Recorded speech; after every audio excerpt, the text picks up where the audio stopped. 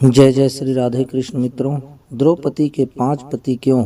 महाभारत ग्रंथ के अनुसार एक बार राजा द्रुपद ने कौरवों और पांडवों के गुरु द्रोणाचार्य का अपमान कर दिया था।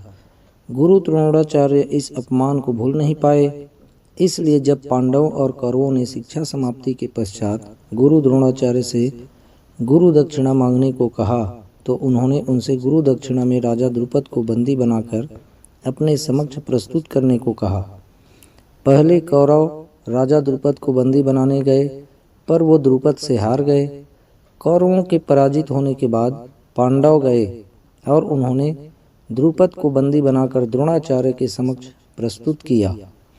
द्रोणाचार्य ने अपने अपमान का बदला लेते हुए द्रुपद का आधा राज्य स्वयं के पास रख लिया और शेष राज्य द्रुपद को देकर उसे रिहा कर दिया।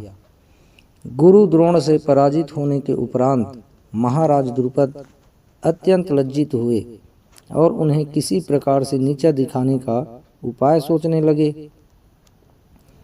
इसी चिंता में एक बार वे घूमते हुए कल्याणी नगरी के ब्राह्मणों की बस्ती में जा पहुँचे। वहाँ उनकी भेंट याज तथा उपयाज नामक महान कर्मकांडी ब्राह्मण भाइयों से हुई। राजा द्रुपद ने उनकी सेवा करके उन्हें प्रसन्न कर लिया एवं उनसे द्रोणाचार्य के मारने का उपाय पूछा। उनके पूछने पर बड़े भाई याज ने कहा, इसके लिए आप एक विशाल यज्ञ का आयोजन करके अग्निदेव को प्रसन्न कीजिए, जिससे कि वे आपको वे महान बलशाली पुत्र का वरदान दे देंगे।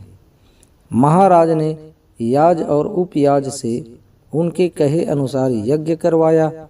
उनके यज्ञ से प्रसन्न होकर अग्निदेव ने उन्हें एक ऐसा पुत्र दिया जो संपूर्ण आयुध एवं कवच कुंडल से युक्त था।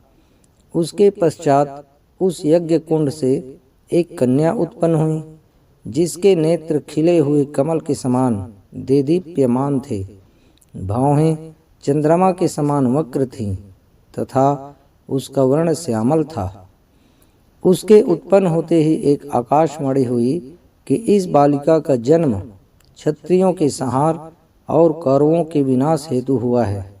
बालक का नाम धृष्टद्युम्न एवं बालिका का नाम कृष्णा रखा गया, जो कि राजा द्रुपद की बेटी होने के कारण द्रौपदी कहलाई। द्रौपदी पूर्व जन्म में एक बड़े ऋषि की गुणवान कन्या थी। वह रूपवती, गुणवती और सदाचारणी थी, लेकिन पूर्व जन्मों के कर्मों के कारण किसी ने उसे पत्नी रूप में स्वीकार नहीं किया। इससे दुखी होकर वह तपस्या करने लगी। उसकी उग्र तपस्या के कारण भगवान शिव प्रसन्न हुए और उन्होंने द्रौपदी से कहा, तू मनचाहा वरदान मांग ले। इस पर द्रौपदी ने इतनी प्रसन्न हो गई कि उसने बार बार कहा, मैं सर्वगुण युक्त पति चाहती हूँ। भगवान शंकर ने कहा, तूने मनचाहा पति पाने के लिए मुझसे 5 बार प्रार्थना की है, इसलिए तुझे दूसरे जन्म में एक नहीं 5 पति मिलेंगे। तब द्रौपदी ने कहा, मैं तो आपकी कृपा से एक ही पति चाहती हूँ। इस पर शिव जी ने कहा, मेरा वरदान व्यर्थ नहीं जा सकता है, इसलिए तुझे 5 पति ही प्राप्त होंगे। कुंती तथा पांडवों ने द्रौपदी के स्वयंवर के विषय में सुना तो वे लोग भी सम्मिलित होने के लिए धौम्य को अपना पुरोहित बनाकर पंचाल देश पहुँचे। कौरवों से छुपने के लिए उन्होंने ब्राह्मण वेश धारण कर रखा था तथा एक कुम्हार की कुटिया में रहने लगे। राजा द्रुपद द्रौपदी का विवाह अर्जुन के साथ करना चाहते थे। लाक्षागृह की घटना सुनने के बाद भी उन्हें यह विश्वास नहीं होता था कि पांडवों का निधन हो गया है। अतः द्रौपदी के स्वयंवर के लिए उन्होंने यह शर्त रखी कि निरंतर घूमते हुए यंत्र के छिद्र में से जो भी वीर निश्चित धनुष की प्रत्यंचा पर चढ़ाकर दिए गए 5 बाणों से छिद्र के ऊपर लगे लक्ष्य को भेद देगा, उसी के साथ द्रौपदी का विवाह कर दिया जाएगा। ब्राह्मण वेश में पांडव भी स्वयंवर स्थल पर पहुँचे। कौरव आदि अनेक राजा तथा राजकुमार तो धनुष की प्रत्यंचा के धक्के से भूमि सात हो गए। कर्ण ने धनुष पर बाण चढ़ा तो लिया, किंतु द्रौपदी ने सूतपुत्र से विवाह करना नहीं चाहा, अतः लक्ष्य भेदने का प्रश्न ही नहीं उठा। अर्जुन ने छद्मवेश में पहुंचकर लक्ष्य भेद दिया तथा द्रौपदी को प्राप्त कर लिया। कृष्ण उसे देखते ही पहचान गए। शेष उपस्थित व्यक्तियों में यह विवाद का विषय बन गया कि ब्राह्मण को कन्या क्यों दी गई है। अर्जुन तथा भीम के रण कौशल तथा कृष्ण की नीति से शांति स्थापित हुई तथा अर्जुन और भीम द्रौपदी को लेकर अपने डेरे पर पहुँचे। उनके यह कहने पर कि वे लोग भिक्षा लाए हैं, उन्हें बिना देखे ही कुंती ने कुटिया के अंदर से ही कहा कि सभी मिलकर उसे ग्रहण करो। पुत्र वधू को देखकर अपने वचनों को सत्य रखने के लिए कुंती ने पांचों पांडवों को द्रौपदी से विवाह करने के लिए कहा। द्रौपदी का भाई धृष्टद्युम्न उन लोगों के पीछे पीछे छुपकर आया था। वह यह तो नहीं जान पाया कि वे सब कौन हैं, पर स्थान का पता चलाकर पिता की प्रेरणा से उसने उन सबको अपने घर पर भोजन के लिए आमंत्रित किया।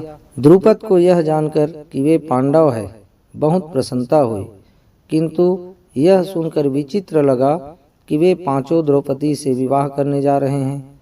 तभी व्यास मुनि ने अचानक प्रकट होकर एकांत में द्रुपद को उन छहों के पूर्व जन्म की कथा सुनाई कि एक बार रुद्र ने 5 इंद्रों को उनके दुर्भिमान स्वरूप यह शाप दिया था कि वे मानव रूप धारण करेंगे। उनके पिता क्रमशः धर्म, वायु, इंद्र तथा अश्विनी कुमार द्वय होंगे। भूलोक पर उनका विवाह स्वर्गलोक की लक्ष्मी के मानवी रूप से होगा। वह मानवी द्रौपदी है तथा वे पांचों इंद्र पांडव हैं। व्यास मुनि के व्यवस्था देने पर द्रौपदी का विवाह क्रमशः पांचों पांडवों से कर दिया गया। इस तरह से पांचों पांडवों से विवाह करके द्रौपदी पंचाली कहलाई। मित्रों, यदि यह कथा आपको अच्छी लगी तो ज़्यादा से ज़्यादा लाइक करें और अधिक से अधिक शेयर करें। साथ ही इसी प्रकार की सुंदर कथा कहानियों के लिए आप मेरे चैनल हिंदी कहानी को सब्सक्राइब अवश्य करें। जय जय श्री राम।